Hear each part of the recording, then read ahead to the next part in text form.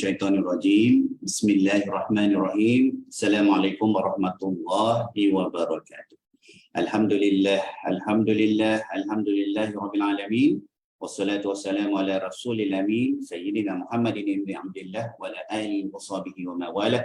Allahumma shalli ala Muhammad wa ala ali Muhammad kama shallaita ala Ibrahim wa ala ali Ibrahim wa barik ala Muhammad wa ala ali Muhammad kama barakta ala Ibrahim wa ala ali Ibrahim fil alamin innaka Hamidul Majid. Allahumma inna nas'aluka ilman nafi'an wa rizqan thayyiban wa amalan mutaqabbala wa dinan qayyima wa yaqinan sadiqa wa imanan kamila. Amin, amin, amin ya rabbal alamin. Amma ba'du. Baik, alhamdulillah, summa alhamdulillah, bertemu lagi kita hari ini. Awal-awal pagi ni insya-Allah semoga Allah memberkati sedikit masa yang Allah kurniakan pada kita awal-awal pagi setiap hari ni untuk majlis ilmu. Setiap hari kita carilah ruang untuk kita majlis ilmu. Kerana majlis ilmu ni senang. Tak boleh keluar, dia datang kepada kita. Cuma kita nak kena taat. Nak kena taat, kita nak kena ada silibus lah sikit. Walaupun kita bersendirian di rumah, adalah silibus kita supaya kita boleh selesai fardu ain masing-masing. Ingat, fardu ain tu apa? Fardu ain tu apa? Apa fardu ain? Dia cakap fardu ain, nak kena lepas fardu ain. Fardu ain apa? Najiha, apa fardu ain tu? Semua kata kita ni kena lepas fardu ain kita bab ilmu kan. Kalau tidak tak lepas fardu ain, apa fardu ain? Adakah fardu ain bermakna kita kena masuk kafar belajar fardu ain? Perkara yang wajib ditunaikan. Apa sayang? Perkara wajib yang perlu ditunaikan. Yalah, apa dia? Contoh macam solat. Solat, baca bab solat kan. Betul, itu sebahagian pada fardu ain. Lagi fardu ain apa lagi?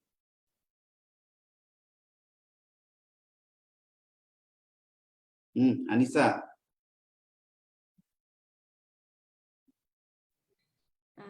Berpuasa.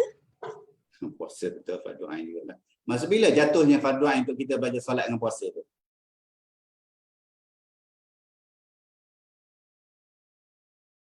Amirul.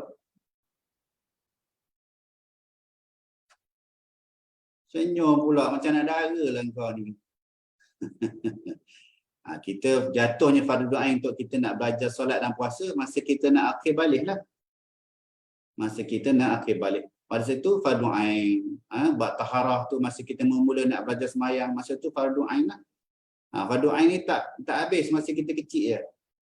Fardu ain masuk bila kita tiba masa untuk kita melaksanakan apa-apa yang terlibat dengan hukum syariat, kita nak berniaga. Fardu ain untuk kita belajar bab berniaga. Hukum makan berniaga, kita nak pergi umrah, barulah jatuh fardu ain untuk kita nak buat umrah, nak belajar bab ilmu umrah, ilmu haji. Time kita tiba-tiba ada berniaga beli kambing, fardu ain kita belajar bab zakat binatang. Sebelum tu tak fardu ain lagi. Fardu kifayah je. Kita belajar bab zakat surhat. Kita tak pernah beli binatang tapi kita belajar. Kita nak korban, fardu ain kita belajar bab korban. Bab gitulah. Jadi fardu ain ni bukan masa kecil je kan, masa kecil. Adapun penambahan tu supaya kita lebih faham, kita lebih faham. Jadi bila kita duduk dalam kuliah-kuliah ni, kita akan dapati setiap kali kita belajar tu ada je ilmu-ilmu yang kita tak pernah dengar. Kita tambah sedikit sebanyak ilmu. Gitulah. Jadi fardu ain yang besarnya bab pertamanya bab akidah. Ilmu akidah kena selesai dulu. Selesaikan bab ilmu akidah. Guna syariat ni, fardu ain syariat tu bergantung kepada masa bila kita nak melaksanakan syariat tu. Kita tak buat haji lagi, tak fardu ain lagi nak belajar haji. Gitulah ya. Tapi bab tasawuf itu subjektif sikit. Daripada kecil nak kena faham dah bab hati ni supaya kita tak salah dalam melaksanakan ibadah. Baiklah, itu sedikit sebanyaklah mukadimah awal pagi. Hari ini insyaAllah kita masuk 65 sampai 76 surah Taha. Kita tahu surah Taha ni 135 ayat makiyah. Banyaklah call kepada surah makiyah ni untuk tauhid bab akidah. Tahu juga Nabi Musa dan Nabi Harun diarahkan untuk pergi berdakwah kepada Fir'aun yang dia membesar dalam istana Fir'aun tu sendiri. Ya, Fir'aun ni kita dah tahu dah dia kelompok Arab Kipti ya. Geng Kipti. Dia berbeza pada zaman Nabi Yusuf, dia bukan Kipti lagi. Dia kaum lain. 3,000 tahun raja-raja yang dipanggil Firaun ni memerintah bumi Mesir dengan kejamnya ya. 3,000 tahun. Dia ni dikatakan Ramses kedua. Ramses kedua. Dalam kita dah sampai bab bagaimana Nabi Musa dah diarahkan oleh Allah SWT untuk pergi berdakwah kepada Firaun tu sendiri. Nabi Musa dibantu dengan Nabi Harun. Dah pun jumpa Firaun.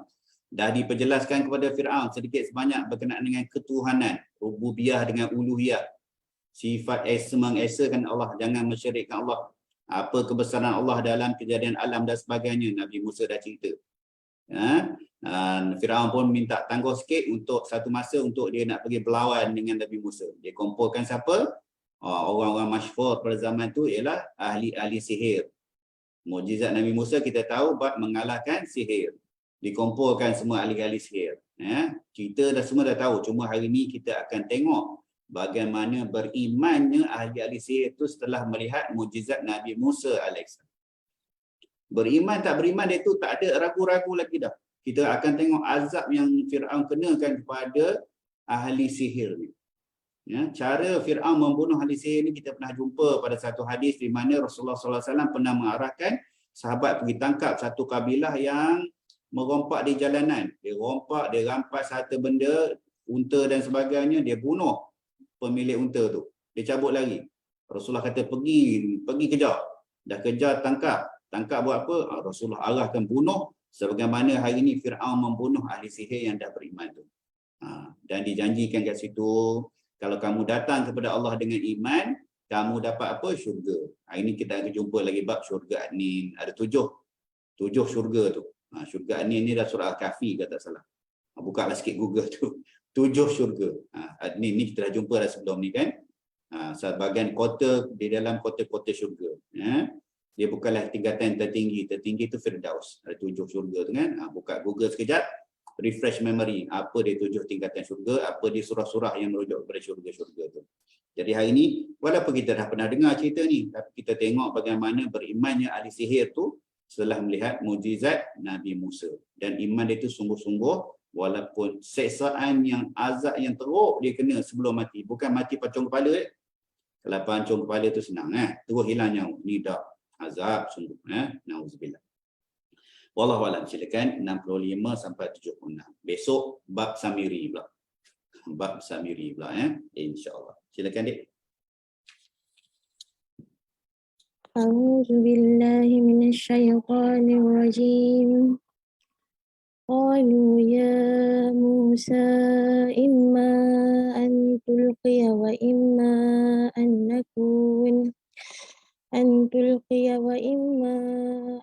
نكون أول من ألقى قال بل ألقوا فإذا حبالهم وعصيهم يخيل إليه من سحرهم أنها تسعى فأوجس في نفسه خيفة موسى قلنا لا تخف إنك أنت الأعلى وألق ما في يمينك تلقف ما صنعوا إنما صنعوا كيد ساحر ولا يفلح الساحر حيث أتى فألقي السحرة سجدا قالوا آمنا برب هارون وموسى قال آمنتم له قبل أن آذن لكم إنه لكبيركم الذي علمكم السحر فلأقطعن أيديكم وأرجلكم من خلاف ولأصلبنكم في خزوع النخل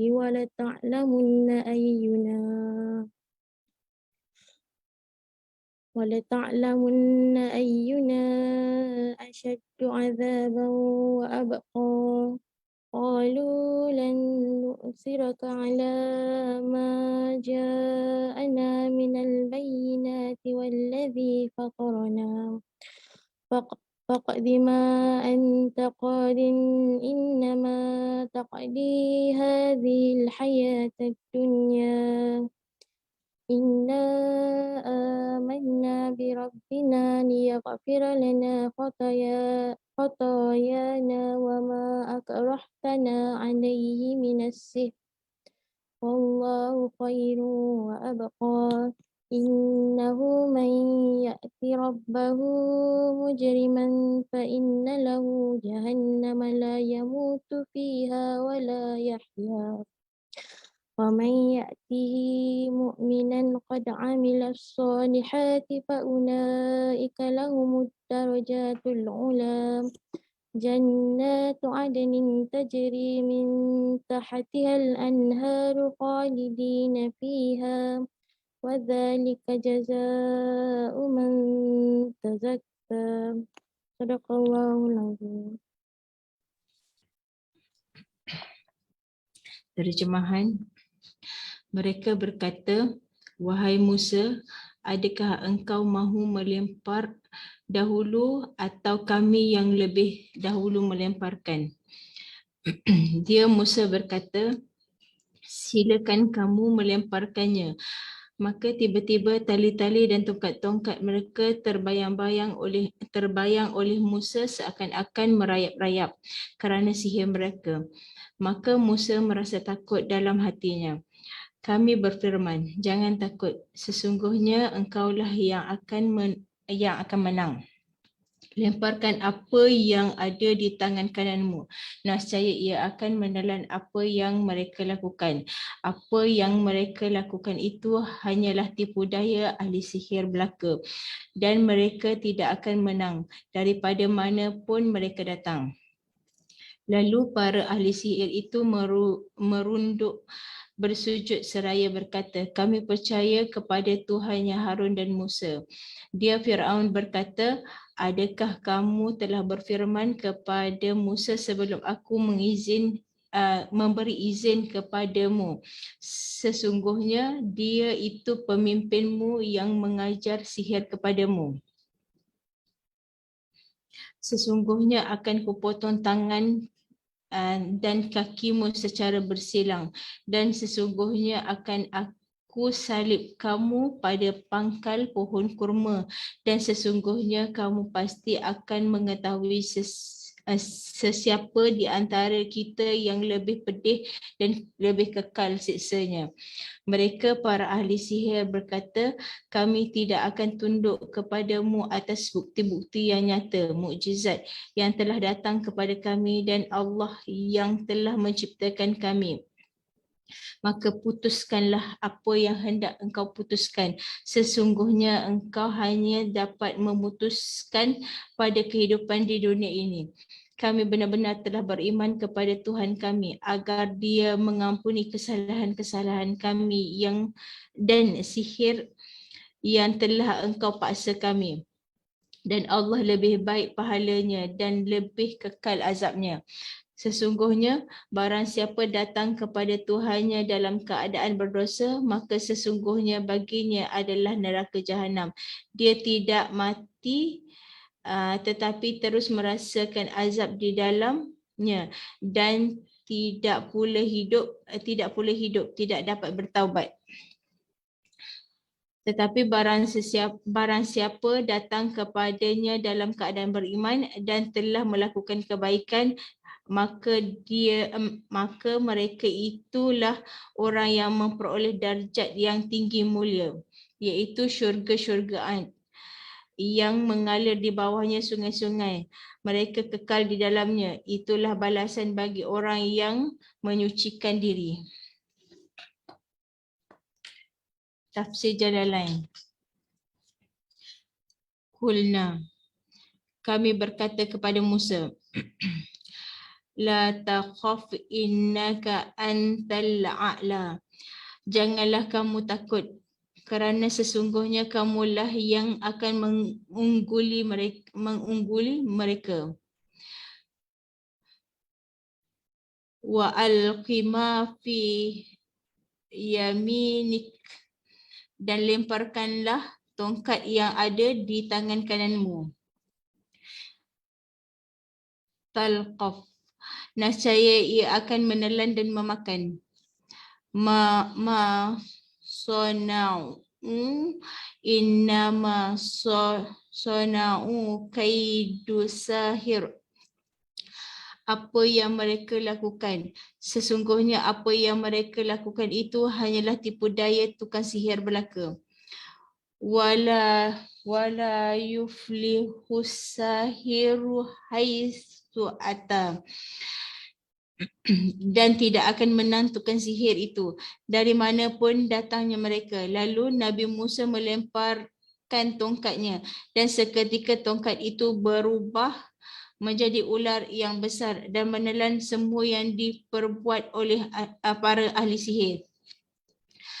Fa'ulqiyas saharatu sujada. Lalu tukar-tukar sihir itu segera tersungkur dan bersujud kepada Allah. Qalu amanna birabbi Haruna wa Musa. Sambil berkata, kami telah beriman kepada Tuhannya Harun dan Musa. Qala, berkatalah Fir'aun, amantum lahu. Apakah kamu telah beriman kepada Musa?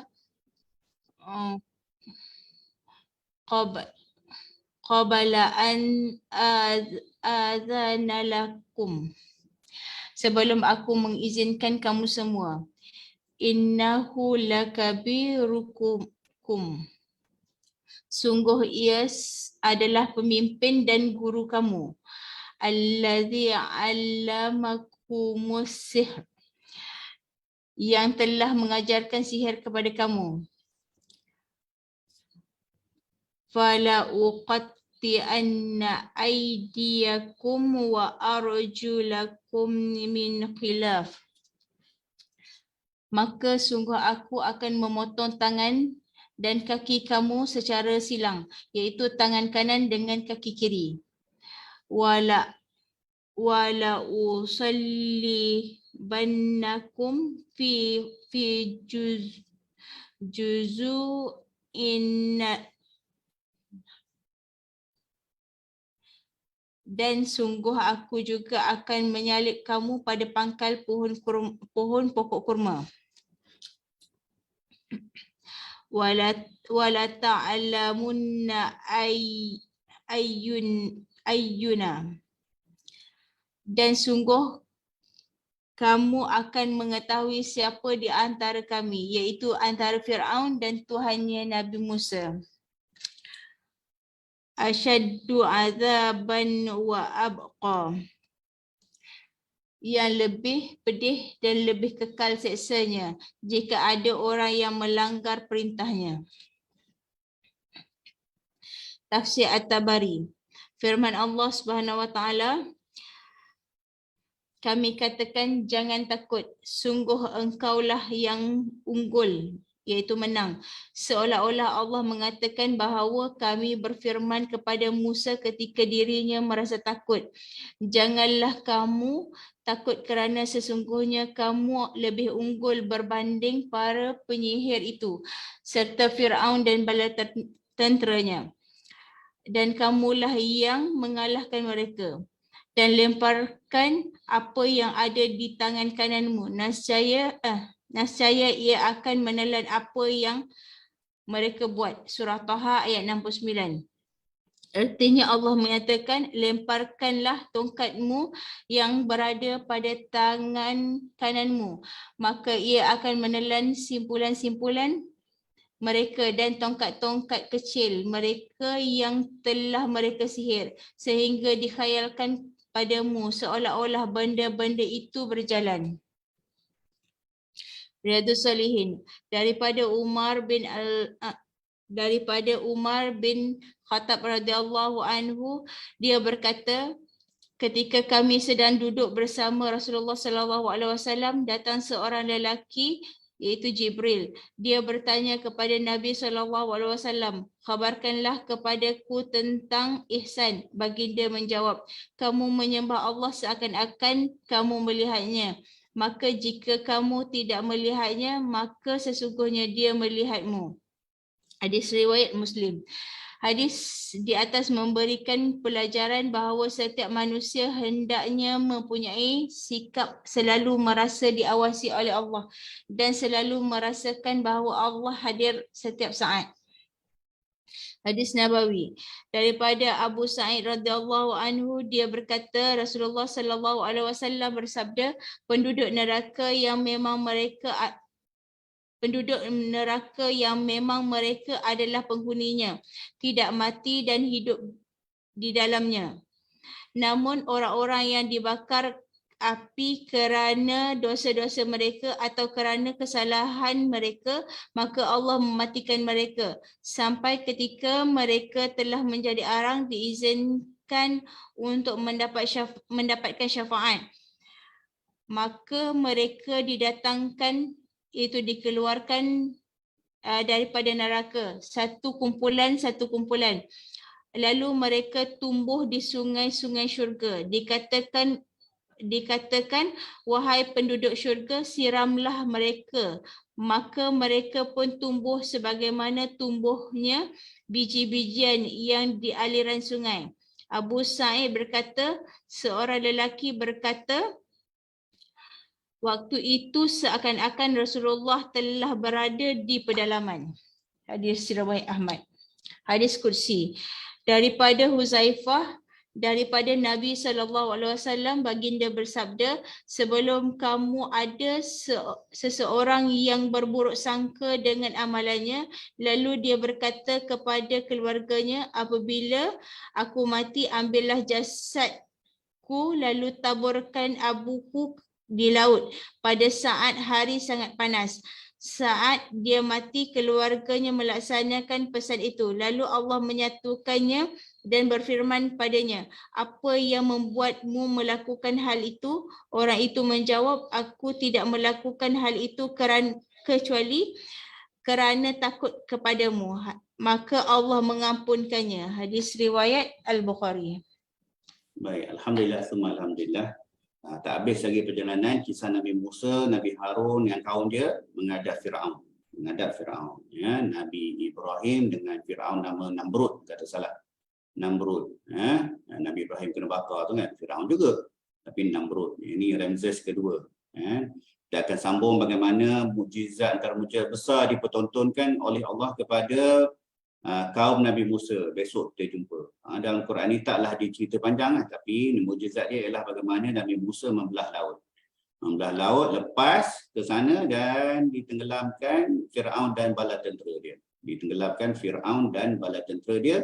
Dan selepas dah tengok mukjizat yang amat besar macam tu sekalipun, masih lagi kaum Nabi Musa, sebahagian daripada kaum Nabi Musa disesatkan bagaimana? Dengan Samiri membuat patung anak lembu, bentuk anak lembu daripada emas, kata salah, pada sisi bukit boleh bunyi. Itu ditinggalkan setelah Nabi Musa pergi bermunajat kepada Allah. Besok kita akan jumpa bab tu dalam 2 surat seterusnya. Bab tu habis, 2 bab tu habislah cerita bab Nabi Musa, Nabi Harun dan Firaun dalam surah Toha ni, ayat 90 lebih. Dah mulalah bab-bab pengajaran dan yang lain-lain. Wallahu a'lam, sikit sebanyak. Kemudian daripada hadis-hadis tu kita dah jumpa bagaimana ada orang ni dikurniakan Allah keampunan. Apa dosa dia? Wallahu a'lam. Tapi dikurniakan oleh Allah keampunan. Hadis kursi tu kan semata-mata ada sifat khauf dia kepada Allah. Sampai dia suruh anak dia hancurkan dia kan, pergi tabur. Tapi atas kuasa Allah diberikan pengampunan. Tapi kita janganlah sampai ke macam tu. Jangan sampai macam tu. Dalam syarah kepada Muqsad ni, dalam Ibnu Katsir diceritakan, sini pun ada hadis bagaimana yang keluar daripada neraka, nauzubillah, bukan kita, bukan ibu apa kita, bukan di keluarga kita lah, apa lain ni, akan disiram oleh penduduk syurga. Akan dibariskan di gigi-gigi air kat sungai syurga, kan siram. Allah perintahkan penduduk syurga siram, maka tumbuh baliklah sifat daripada ahli neraka. Neraka dah keteruk, kena bakar kan, mati dah semua benda, tapi bila disiram tumbuh balik macam bijiran tumbuh setelah dapat kena air hujannya, tumbuh macam tu, so segar balik, agak rupa paras kita lah. Daripada teruk kena bakar, hancur lebur tu. Wallahu a'lam. Ya Allahumma salli ala Muhammad. Hadis Riyadhus Shalihin tu baca balik. Hadis ni kita semua-semua lah dengar ya. Akhbirni alal Islam, akhbirni alal iman, akhbirni alal ihsan. Tiga benda yang malaikat Jibril tanya kepada baginda Rasulullah sallallahu alaihi wasallam. Bila Rasulullah sallallahu alaihi wasallam jawab, Jibril cakap apa?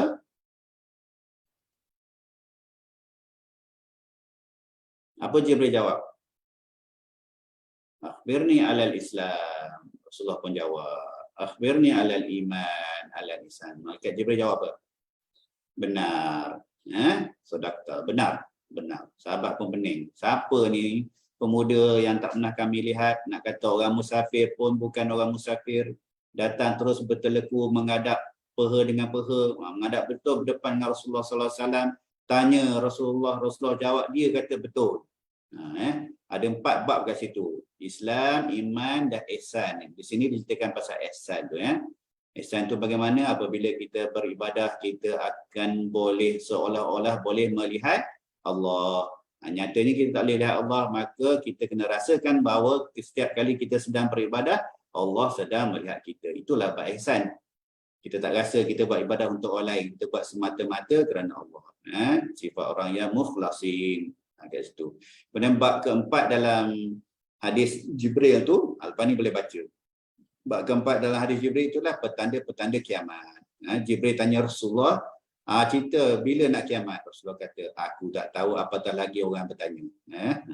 Tapi Rasulullah sallallahu alaihi wasallam bagi tahu petanda-petanda akhir zaman. Wallahu a'lam. Besok sehari 2 hari lagi kita sambung, kita habiskan bab perihal Nabi Musa, Nabi Harun dan Firaun. InsyaAllah. Wallahu a'lam. A'udzubillahi minasyaitonir rajim. Bismillahirrahmanirrahim. Allahumma faqihna fid din wa 'allimna ta'wil wa ihdinas siratal mustaqim.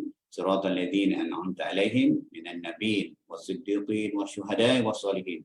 Wa hasuna ulaika rafiqa ya arhamar rahimin. Walhamdulillahi rabbil alamin. Jangan lupa review sikit ayat 76 tu bab syurga Anin. Apa dia syurga Anin dan tingkatan-tingkatan dalam syurga. Apa dia syurga Anin dan tingkatan-tingkatan dalam syurga. Ada 7 syurga, tapi tingkatan tu ribuan. Ada hadis kata 1000 tingkat. Wallahu a'lam. Kita pilih nak syurga mana. Ada hadis lain Rasulullah sallallahu alaihi wasallam kata kalau nak pilih syurga, nak mohon syurga, minta syurga apa? Mintalah syurga Firdaus yang terbaik. Minta syurga Firdaus dan baca balik hadis Jibril. Baca balik hadis Jibril yang diriwayatkan oleh Sayyidina Umar Al-Khattab. Wallahu a'lam. Subhanallahi wa bihamdika asyhadu an la ilaha illa anta astaghfiruka wa atubu ilaik. Wabillahi taufiq wal hidayah. Assalamualaikum warahmatullahi wabarakatuh.